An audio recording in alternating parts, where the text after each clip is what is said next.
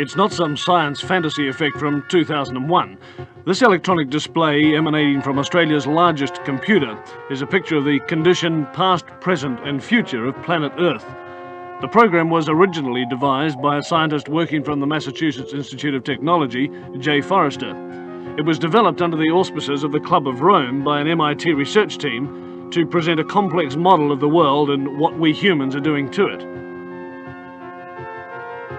The program, called World 1, doesn't pretend to be a precise forecast. What it does for the first time in man's history on the planet is to look at the world as one system. It shows that Earth cannot sustain present population and industrial growth for much more than a few decades. It shows that simply cleaning up our car exhausts and making some small effort to limit our families simply isn't enough. It's like an electronic guided tour of our global behaviour since 1900 and where that behaviour will lead us. Well, this is the printed version of what we've just seen on the television screen. And what looks at first to be just a maze of computer characteristics is really a system of very simple graphs which project what's going to happen to the planet over the next 150 years if we don't do something drastic to stop it.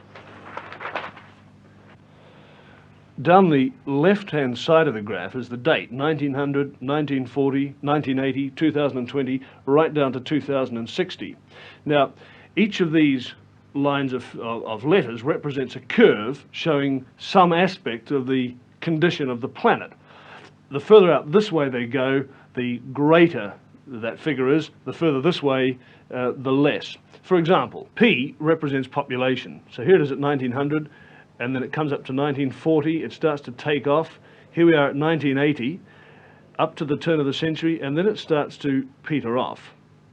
Let's now have a look at this next curve, the Q curve, which is the quality of life. And this is represented by, for example, the amount of space people have, the amount of money they have to spend, the amount of food they have to eat.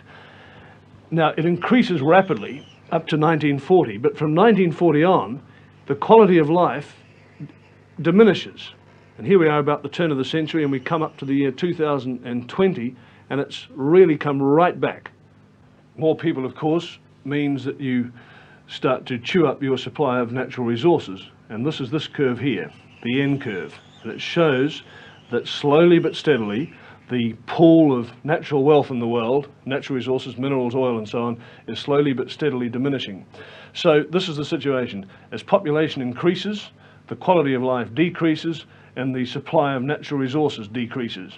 But have a look at this curve here. This is called the Z curve, and it represents pollution.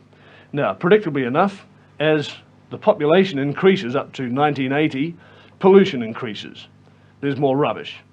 But from 1980 to the year 2020, pollution really takes off. This is assuming, of course, that we don't do anything about it. So the year 2020, the condition of the planet starts to become highly critical. And if we don't do anything about it, this is what's going to happen. The quality of life is going to go right back to practically zero. Pollution is going to become so serious, right out here, that it will start to kill people. So the population will diminish. Right back here, less than it was in the year 1900. And at this stage, around about the year 2040, 2050, civilized life as we know it on this planet will cease to exist. Well, hopefully, of course, it won't be allowed to happen.